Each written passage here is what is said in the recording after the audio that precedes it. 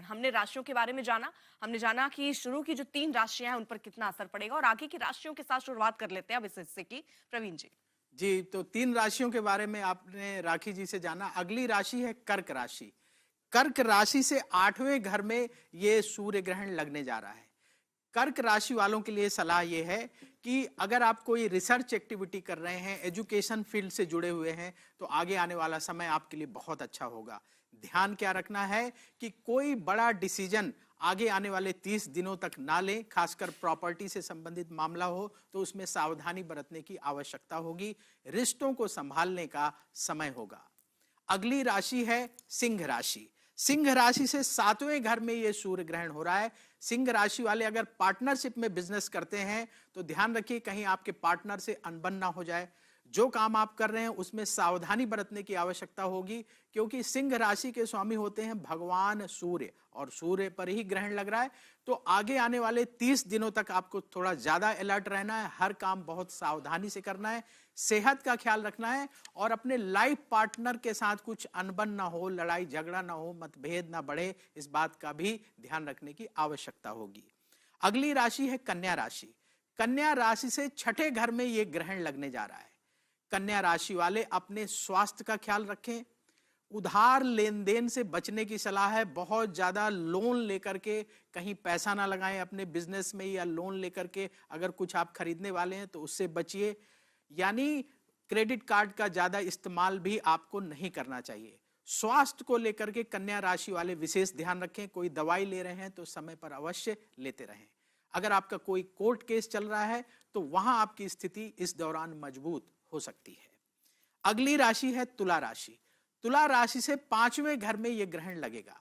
तुला राशि वालों के लिए सलाह यह है कि आपको बिल्कुल घबराना नहीं है, प्लानिंग के साथ अपना कार्य करने की आवश्यकता होगी। स्टेप बाय स्टेप आगे बढ़ते चलिए। यदि तुला राशि के छात्र हैं जिनका अभी हम देख रहे थे कि बोर्ड एग्जाम है, तो अगर आपका एग्जाम आने वाला है तो अच्छे से प्लानिंग करके पूरा समय देकर के पढ़ाई करिए, अच्छे रिजल्ट देखने को मिलेंगे। जो जिनके बच्चे हैं, आप अपने संतान को थोड़ा और समय देंगे तो आपके लिए उत्तम रहेगा। अगली राशि है वृश्चिक राशि। वृश्चिक राशि से 4थे घर में यह ग्रहण लगेगा।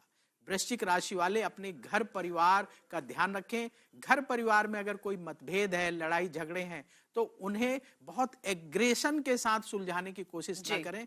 विनम्रता का भाव आपके लिए अच्छा रहेगा। तो शांति से, विनम्रता से घर के मसलों को सुलझाएंगे तो आपके लिए बहुत अच्छा रहेगा।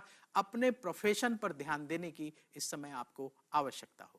बिल्कुल, तो इन राशियों के बारे में आपने बता दिया। वो लोग जो इससे जुड़े हुए हैं वो समझ पा रहे होंगे। राखी जी, मैं अब आपसे समझना चाहती हूँ, आम इंसान के मन में एक सीधा सवाल यही है कि इस सूर्य ग्रहण का उनके जीवन पर क्या असर पड़ेगा, देश के हिसाब से क्या असर पड़ेगा, इसको जरा समझाइएगा। देखिए, ऐसा है क्योंकि सूर्य ग्रहण है और सूर्य एक ही है, ये साल में करता धरता भी सब कुछ सूर्य ही है। और जैसा कि कुंभ राशि में इतने सारे ग्रहों की जब भी युक्ति होती है, अगर हम 5 घर के मेंबर एक कमरे में बैठ जाएं और किसी विचारधारा पर बात करें तो सबके मत अलग होते हैं। हम लोग अपनी अपनी हाँकेंगे, जो घर का सीनियर है वो सीनियर दिखाएगा, इंटेलिजेंट अपने आप को इंटेलिजेंट दिखाएगा, युवा दिखाएगा अरे मैं ज्यादा समझदार हूँ, आपको पता ही नहीं आजकल यूथ में क्या चल रहा है। उसी तरह जब ग्रहों की युक्ति एक जगह पर होती है तो सब अपने आप को अलग अलग तरीके से दिखाते हैं।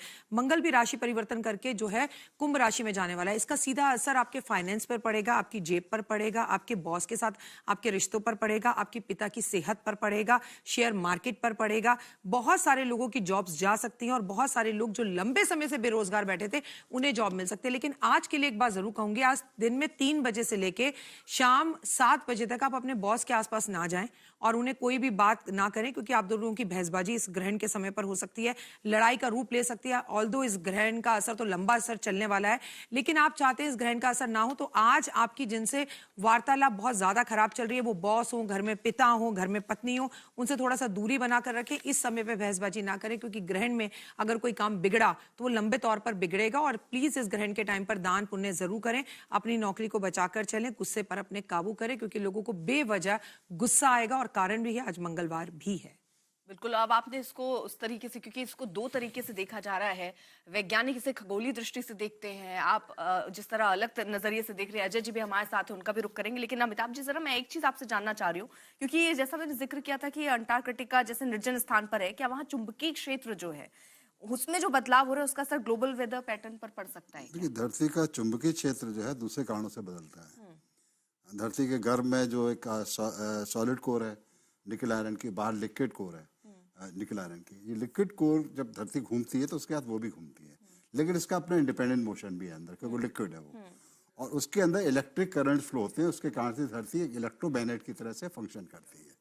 जब इसके जो फ्लो है बहुत ही इवन फ्लो चल रहे हैं स्मूथली, तो एक नॉर्थ पोल एक साउथ पोल है, बीच में तरह तरह के इसमें एडीज बन जाती है, इसको भंवर बन जाती हैं, काफी सारे अलग अलग जगह मूवमेंट शुरू हो जाता है, तो धरती का चुंबकीय क्षेत्र कम होने लगता है और गायब हो जाता है, और फिर उसके बाद रिवर्स होता है। तो ये तो एक लॉन्ग टर्म में चलने वाली 25-30 हजार साल में चलने वाली घटना है, इसका ग्रहण से कोई लेना देना नहीं है।